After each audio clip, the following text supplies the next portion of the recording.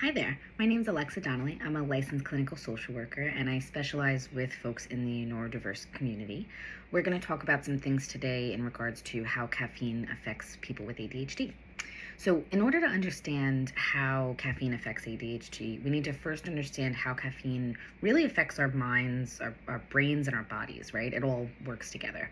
So, caffeine is what is called a stimulant. So, it activates our nervous system when we ingest it, and it's quickly absorbed into the blood and it travels to the brain. And once it's there, it binds to what's called receptors, and that increases the number of what's called neurotransmitters that are in our blood, such as dopamine and norepinephrine, which you might have heard about. The increase of these neurotransmitters can make a person feel energized and have a renewed sense of focus and ability. And before I go on, I have linked in-depth articles about how caffeine affects ADHD and some other ADHD resources in the description below. Feel free to help us promote our quality and reliable mental health content by subscribing to Choosing Therapy, liking or commenting on this video, and sharing us on social media. Hopefully you find our resources helpful.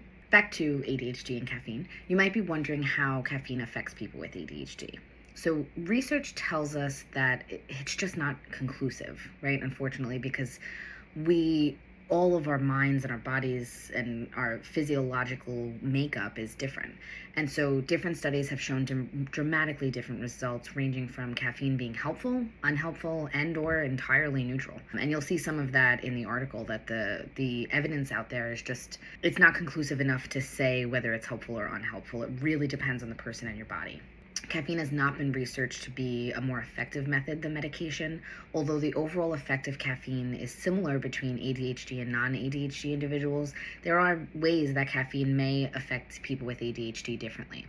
So a few ways that caffeine can affect people with ADHD is reducing sleep, right? It can cause some restlessness, it can exacerbate sleep problems, increase irritability.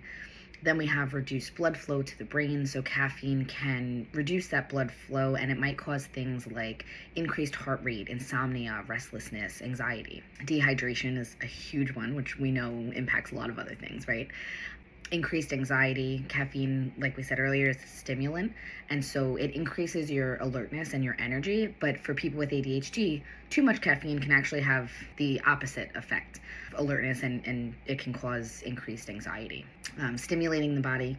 Caffeine, again, it's a stimulant that activates your central nervous system, and it increases the production of adrenaline and dopamine. And what these two hormones do is they help improve your mood, which can indirectly reduce some of the symptoms of ADHD. And last but not least, because there's a long laundry list, but we have stomach issues. So caffeine can cause stomach issues for people with ADHD due to how your body processes and reacts to the caffeine, right? And everything in doses is important. So caffeine can produce gastrointestinal problems like diarrhea, nausea, vomiting. And so the million-dollar question is, can caffeine help people with ADHD? Some research says that it may help to decrease some of the ADHD symptoms.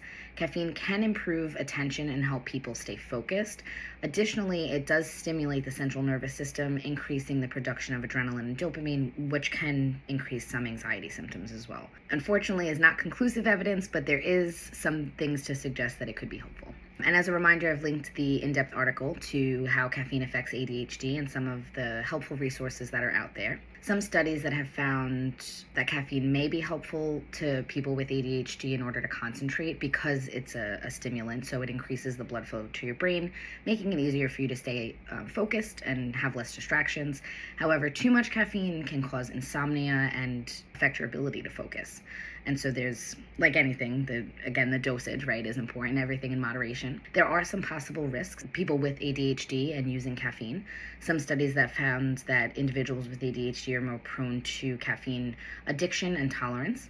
There's also some evidence to suggest symptoms associated with caffeine withdrawal may be more intense for those with ADHD compared to neurotypical individuals. And too much caffeine can lead to adverse side effects, some of which we talked about, like insomnia, irritability, restlessness, and heart palpitations, which can exacerbate the feelings of anxiety. It's important to note that caffeine is not an effective alternative to ADHD medications. Although caffeine may have some positive impacts and there's some evidence to show that for some people it works well, it is not an alternative to medication. And people with severe ADHD symptoms that are impacting their lives, ADHD medication might be the best route. It's important to seek support. If you repeatedly reach for a caffeinated drink because you can't focus, that can't be your only solution. It won't be healthy for you.